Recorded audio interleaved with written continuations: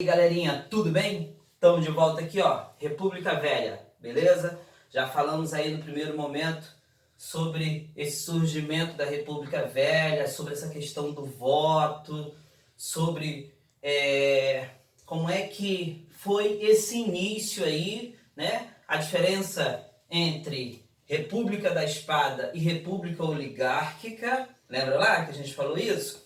Falamos também sobre essa primeira Constituição, essa Constituição que surge aí, essa Constituição republicana. E agora, eu já comecei a falar para vocês, mas quero retomar aqui, ó, o coronelismo, tá? Ou mandonismo. O que seria isso? De onde é que vem? Como é que é esse processo? Para a gente entender o coronelismo, né, a gente tem que voltar lá atrás um pouquinho, no período regencial, quando Feijó, ministro da Justiça, cria a Guarda Nacional. Ele criando essa Guarda Nacional, ele pega os latifundiários, os grandes fazendeiros, e dá a ele títulos de coronéis.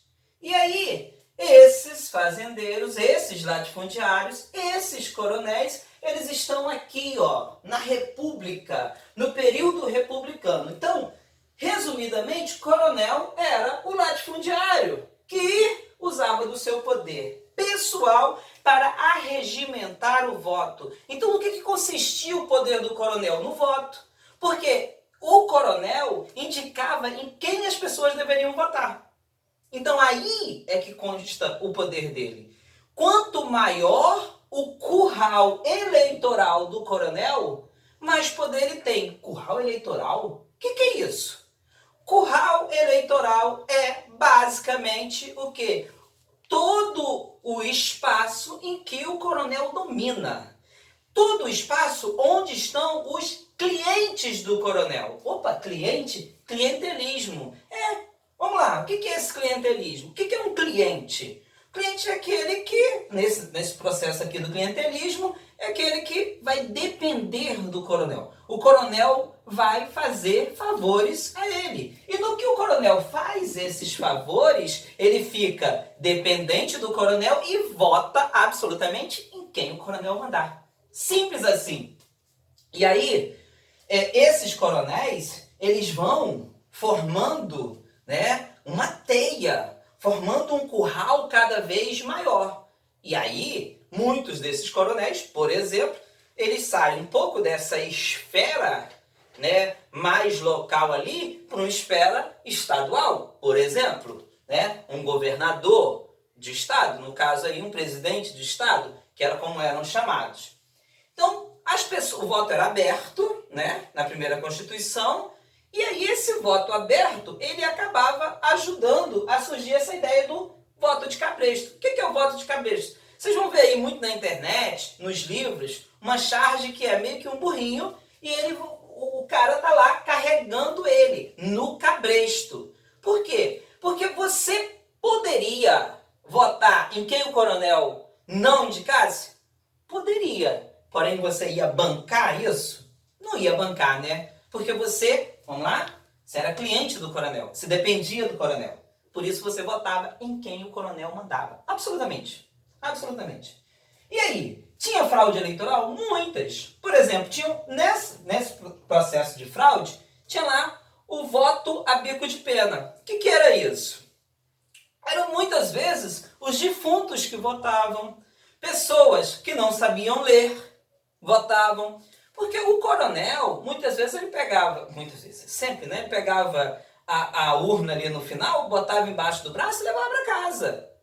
E aí, você ia lá e ele que mandava, junto com os seus ali, nas atas. Então, elegiam lá os deputados quem ele quisesse. Por quê? Porque vale ressaltar aqui que teve um presidente chamado Campos Salles, que o Campos Salles cria a política dos governadores. O que é isso? Muitas vezes, dois grupos políticos aqui dos coronéis, eles disputavam entre si, né, numa força do Estado. Eram dois grupos políticos. E o presidente poderia ir para um lado ou ir para o outro, e se ele fosse para o lado perdedor? sairia mal. Então Campos Salles resolve tudo isso aqui, ó, na política dos governadores. Ele vai dizer que o governo federal não vai se meter. O governo federal não vai se meter nem com um nem com o outro. Porém, aquele que sair vencedor apoia o governo federal. É simplesmente pegar essa ideia do coronelismo e subir. E subir. E aí, como é que nessa política do café com leite, relembrando, o que é a política do café com leite? Vamos lá. Política do café com leite. São Paulo e Minas Gerais eram os dois estados que mais mandavam, as oligarquias que mais mandavam. Então, 4 anos mandava São Paulo, 4 anos lá mandava Minas Gerais. E um paulista indicava um mineiro indicava um paulista. E isso foi até a eleição de 1930. A política do café com leite era a alternância no poder entre São Paulo e Minas Gerais. Eram os dois estados que mais produziam, né, esse processo de café. Tem o Rio de Janeiro aí também, que a gente pode debater isso e mais à frente, porque o Rio de Janeiro já era capital federal, né? Então, você tem ali o Vale do Paraíba Fluminense também produzindo muito café. Mas nessa política do café com leite estava São Paulo e Minas Gerais, onde São Paulo representava o café e Minas Gerais representava o leite. Política do café com leite. E para essa política dar certo, aqui ó, você tem, além das fraudes eleitorais, você tem a degola. O que é isso? Se não tivessem eleitos uma quantidade suficiente, uma quantidade adequada dos deputados que apoiassem o governo, entrava a degola, que era uma análise das atas eleitorais. Gente, sempre tinha fraude. Então, nessa análise aqui, acabava por tirar todos os opositores. Beleza? Então, essa ideia do coronelismo, né? Eu preciso ter em mente que o poder do coronel vem pelo curral eleitoral e pelo voto de capricho, ok? Isso aqui, guarda aí que daqui a pouco a gente retorna aqui. Beleza? Coronelismo, mandonismo, aquele que manda. E aí, já cheguei a falar com vocês que nesse período também nós temos as chamadas revoltas sociais na República Velha. Nós temos as revoltas rurais e as revoltas urbanas. As revoltas rurais, né? Eu destaquei 3 aqui, ó. Guerra de Canudos, Guerra do Contestado e o banditismo social, ou cangaço. Essas revoltas, 2 delas, Canudos e Cangaço, ocorrem no Nordeste do Brasil, e uma no Sul, o Contestado. E aí eu preciso chamar a atenção para vocês aqui, ó. Canudos e Contestados, eles eram movimentos messiânicos. O que é um movimento messiânico? É um movimento que espera a vinda de um Messias. Um Messias que há de vir. Aqui, Antônio Conselheiro, que era o líder de Canudos, ele esperava quem? Quem era o Messias do Antônio Conselheiro? Dom Sebastião. Lembra que eu falei isso? Sebastião. Lembra que eu falei isso para vocês? Dom Sebastião era um rei português que desapareceu no naufrágio, que morreu no naufrágio. E em São Paulo, em Portugal, esquece São Paulo, em Portugal tinha um movimento que era o sebastianismo, que eles acreditavam que Dom Sebastião retornaria para governar aqui. Então, o movimento sebastianista chegou aqui no Brasil com Antônio Conselheiro esperando, né, a vinda desse Messias. E no Contestado, eles, na realidade, o João Maria, que era o líder do Contestado, acreditava que viria uma milícia celeste, né, uma corte celestial para governar tudo isso que estava ruim, fora do controle. Muito bem. Quais as causas, né? Quais as causas de Canudos? O movimento de Canudos vai ocorrer por causa da terra, principalmente. Era um movimento, né, agrário, era um movimento ligado à terra. E a pobreza, né, o sofrimento do povo nordestino, o sofrimento daquele povo baiano, a falta de acesso à comida, à terra, à exploração. Então, Antônio Conselheiro, ele vai criar um estado paralelo que ele vai bater de frente com tudo isso, com essa ideia da igreja, essa ideia do Estado e principalmente dos coronéis.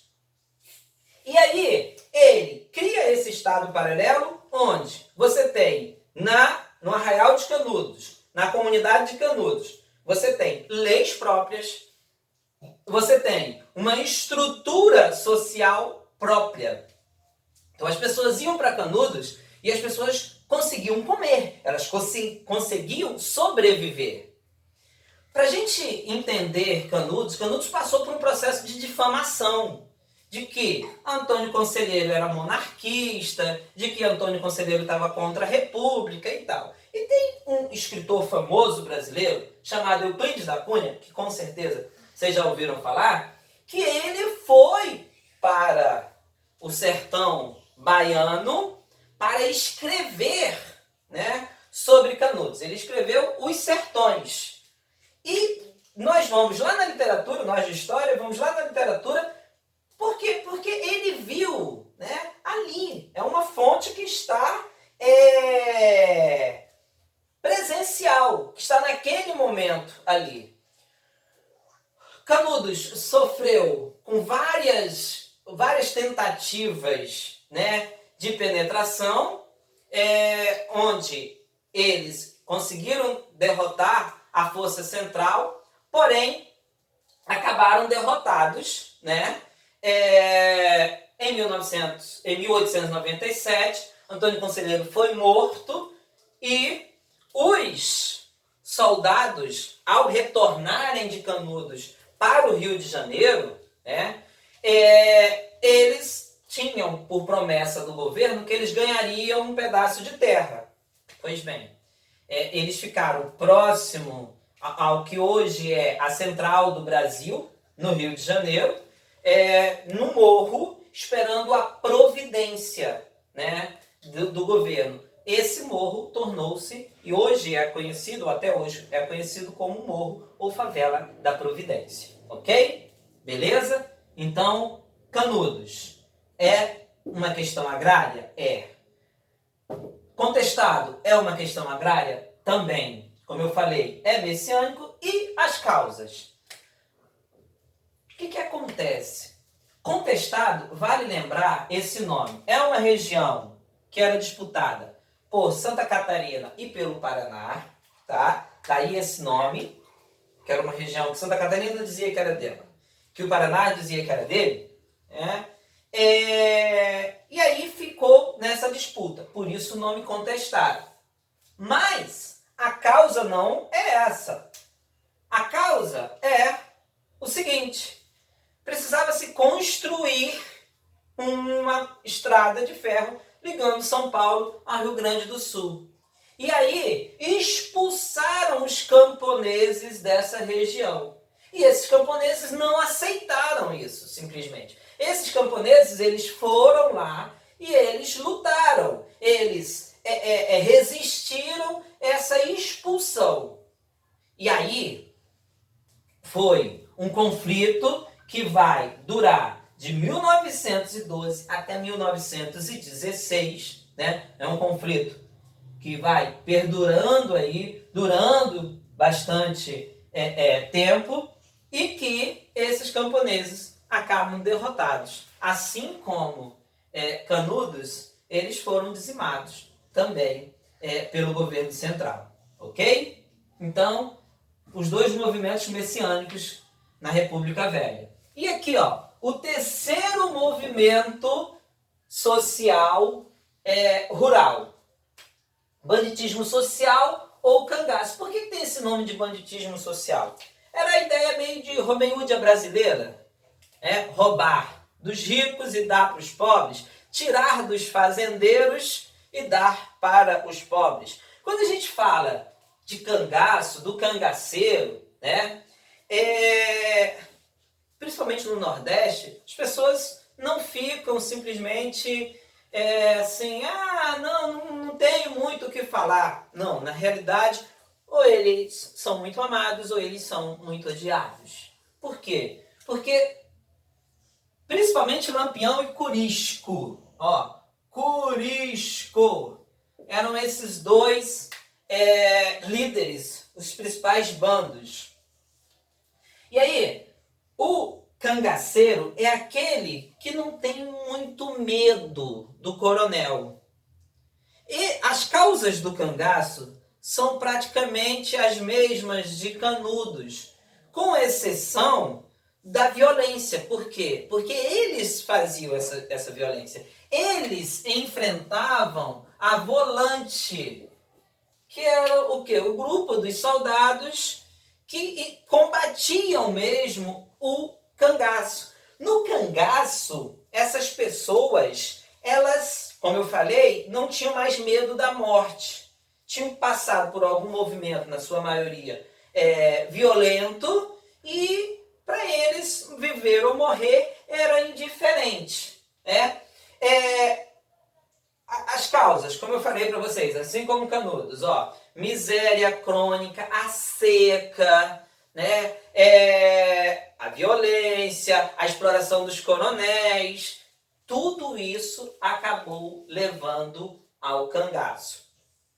Lampião tinha esse nome por curiosidade, porque disse as anedotas, né, que ele tinha uma metralhadora e uma noite no sertão ele atirou tanto que o cano ficou incandescente. E esse cano incandescente acabou dando esse nome de Lampião. E aí, aqui tem um personagem, né, meio até controverso no Nordeste, chamado Padre Cícero, que Padre Cícero, ele meio que controlava Lampião, porque Lampião era muito devoto de Padre Cícero. Hoje, no Nordeste, o Padre Cícero é um santo popular, né? Ele viveu na região do Crato, no Ceará, no lugar chamado Juazeiro do Norte. E hoje, se você pegar, ele está no meio do sertão, e Padre Cícero conseguiu desenvolver aquela região a partir do turismo religioso. Preciso contar uma história aqui, né? Porque, não sei se todos sabem, mas eu, né, sou nordestino com muito orgulho, sou cearense com muito orgulho, né? E o meu bisavô, ele conheceu o Padre Cícero. Ele morava numa região, né, bem distante, e eles demoravam 30 dias, um mês, para ir e voltar. Iam a pé, né, até o Juazeiro para ter um encontro com o Padre Cícero, ainda vivo. Ou, como diria um bom nordestino, Padim Padiciço, né? Padre Cícero é padrinho da grande maioria dos nordestinos, ok? E minha mãe é muito devota de Padre Cícero, vale ressaltar isso. E aí, falando aqui das revoltas rurais, você vem para as revoltas urbanas. Revolta da Chibata, já conversei com vocês, já falei com vocês sobre a revolta da Chibata. A revolta da Chibata, João Cândido, Marinheiro Negro, né? Estão lembrados aí? Vai ocorrer no Rio de Janeiro, a capital federal.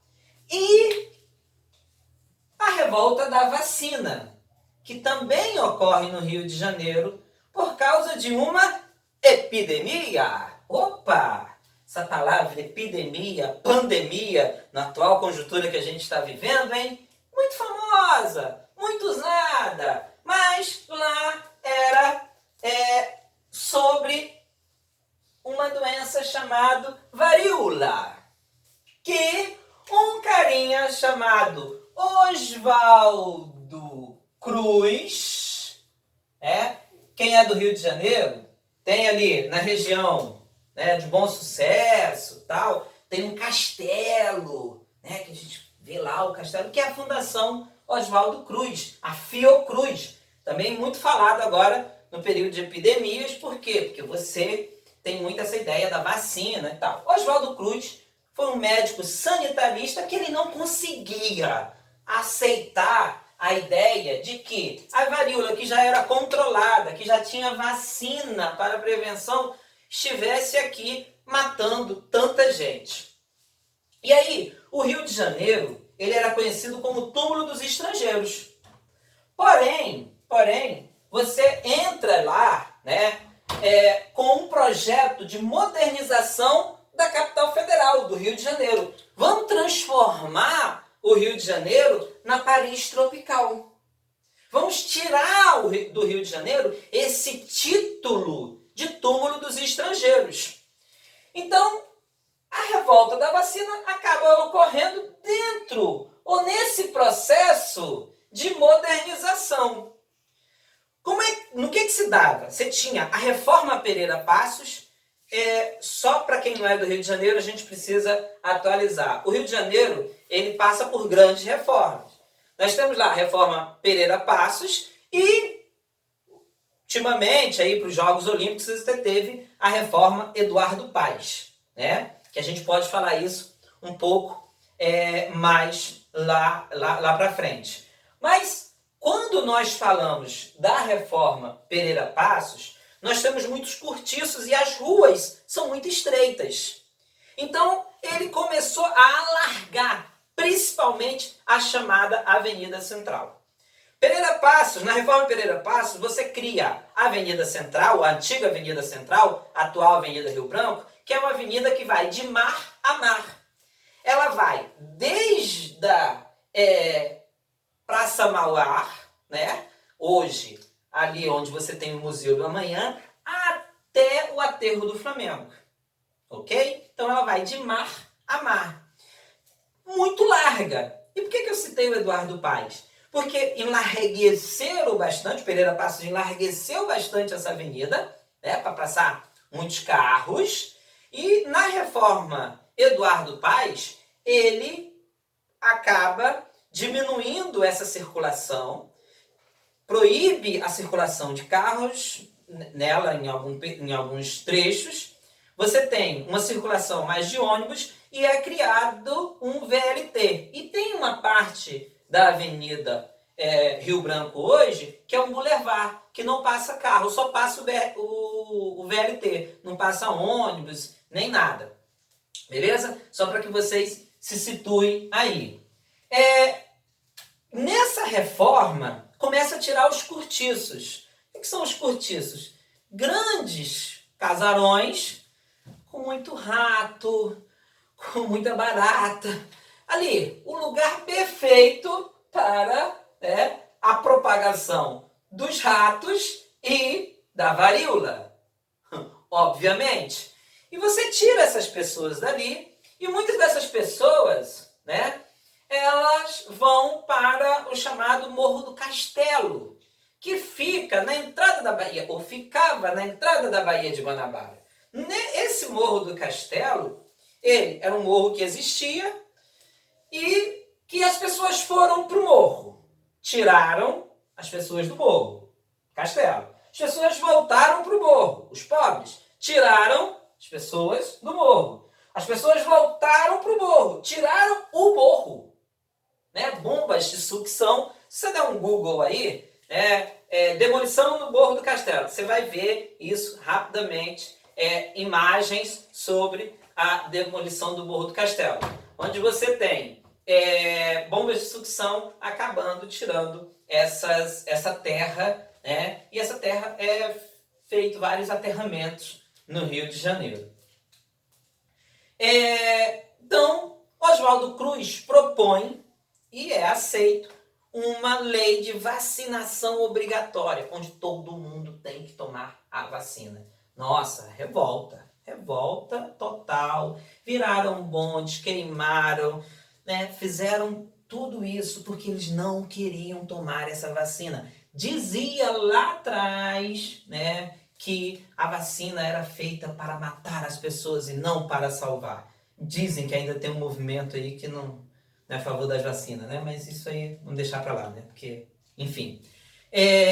Então você começa a ter esse processo de que não vamos tomar vacina, porque a vacina vai matar a gente e tal. Então há essa revolta, né? E a imprensa, ou parte da imprensa da época, fica contra Oswaldo Cruz, porque ele fica muito triste e tal. Só que vale ressaltar aqui, falando de Rio de Janeiro também, que hoje você tem lá quem é que ocupa, qual a população que ocupa a maioria dos morros, né? A população mais carente, nas chamadas favelas ou comunidades. Mas, nesta época, os morros, eles eram ocupados por pessoas ricas, porque elas fugiam desses grandes centros, fugiam dessas doenças e tinham uma vista muito privilegiada, né? Muito tranquila essa vista, beleza? Mas falamos sobre essas revoltas, destacamos essas revoltas. O governo central acabou ganhando todas essas revoltas. E da República como um todo, né? Da República Velha como um todo, que começou em 1889 e foi até 1930. Você tem a República da Espada e República Oligárquica. Dentro da República Oligárquica você tem a República do Café com Leite. São Paulo e Minas Gerais se alternando no poder. Mas como esta república chegou ao fim? Lembra que eu falei para vocês, ó, o quadrinho aqui? Como é que se deu o fim da República Velha? O fim da República Velha, ela se dá por influência internacional à crise de 1929, crise do liberalismo nos Estados Unidos em 1929, que acabou atingindo todo o mundo. Isso aí é uma próxima matéria.